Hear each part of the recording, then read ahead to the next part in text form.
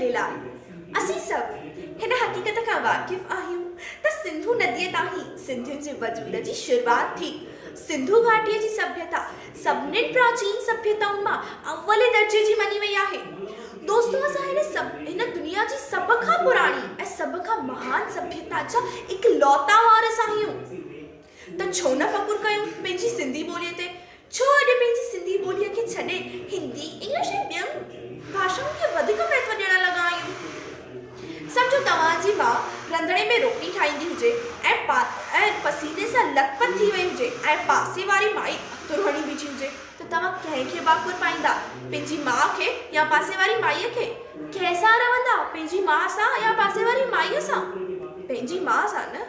त मां बि त उहो ई थी सम्झाइणु चाहियां त जीअं असांजे वॾनि पंहिंजी मातृभाषा खे पंहिंजो गुरूर ठाहियो, पंहिंजी माउ ठाहियो, पंहिंजो मान ठाहियो, पंहिंजी शान ठाहियो, ईअं ई असांखे बि पंहिंजी मातृभाषा जी इज़त करणु घुरिजे। कुझु वधीक त न, पर घटि में घटि पंहिंजी मातृभाषा सां प्यारु त कयो। पंहिंजी मातृभाषा में पंहिंजे माइटनि सां त ॻाल्हायो। पंहिंजी मातृभाषा जी संस्कृतीअ जी ॼाण त रखो। आख़िर में इहो ज़रूरु चवणु चाहींदसि, सिंधी अबाणी ॿोली, मिठड़ी अबाणी ॿोली, तंहिंखे मां कीअं विसारियां, जिंद जान तहता वारियां।